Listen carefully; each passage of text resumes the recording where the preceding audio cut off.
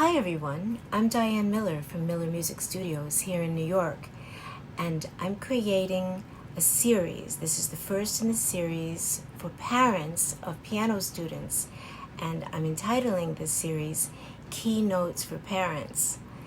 So you are the key to the success of your child at the piano. Parents have to enforce what I say at the lesson.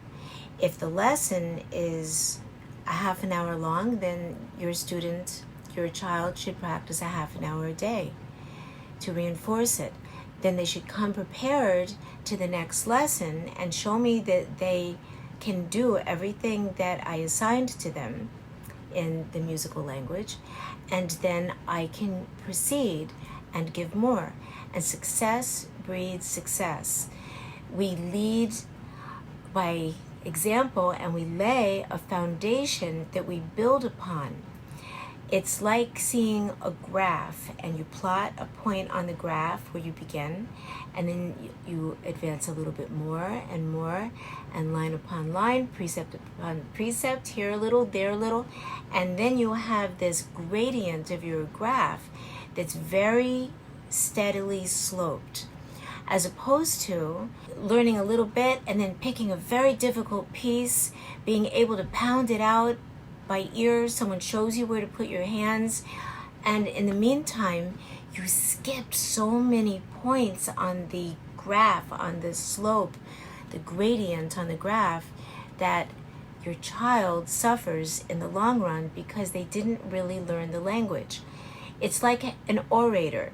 Let's say your child is an amazing speaker and everyone loves to hear your child expound upon certain issues, and so they want to go to Harvard. But what if they never learned how to read or write?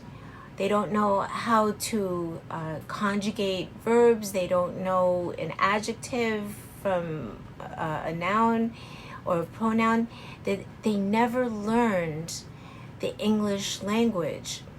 And do you think they're going to get into Harvard and learn oration in Harvard?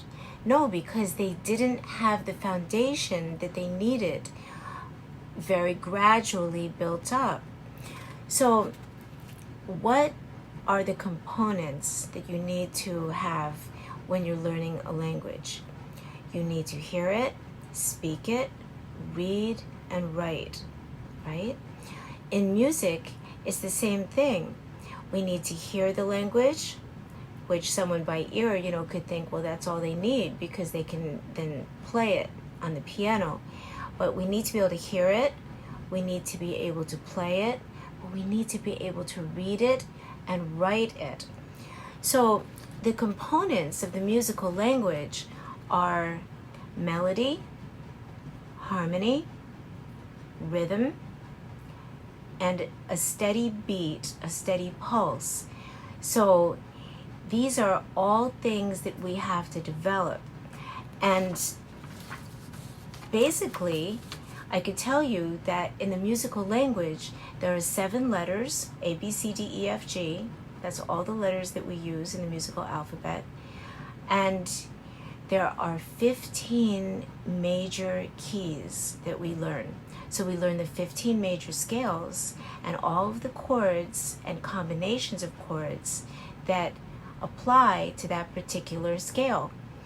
And then every major key has a relative minor, and they're related because they have the same key signature, and that's how many sharps or flats or lack thereof that they have in the key.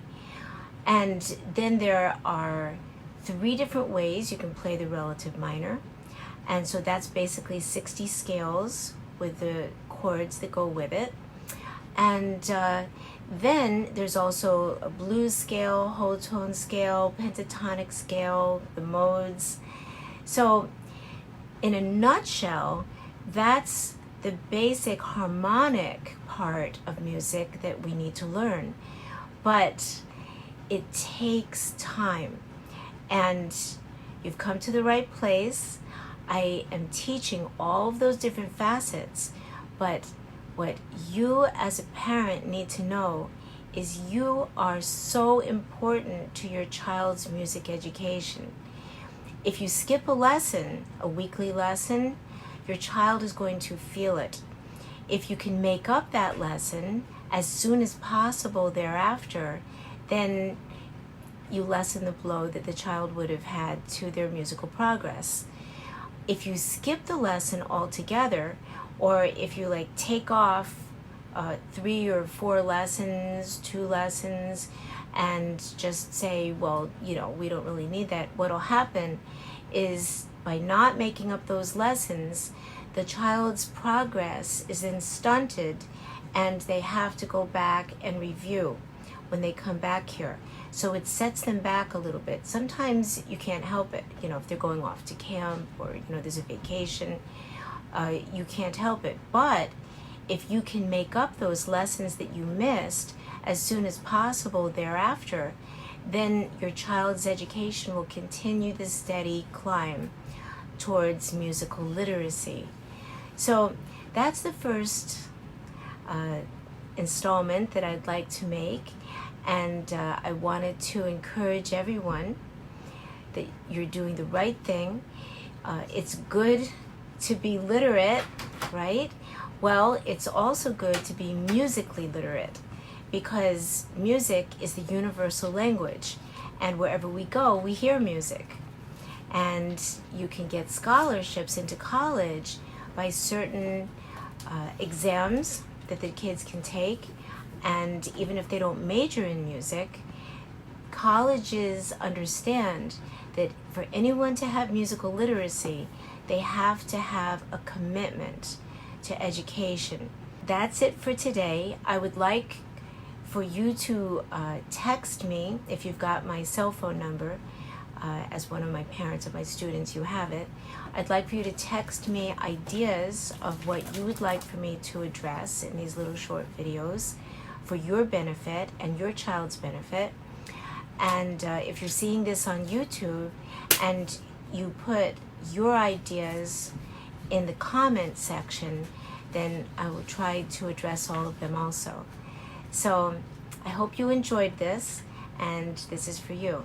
All right, well, everyone, here's your kiss. Bing!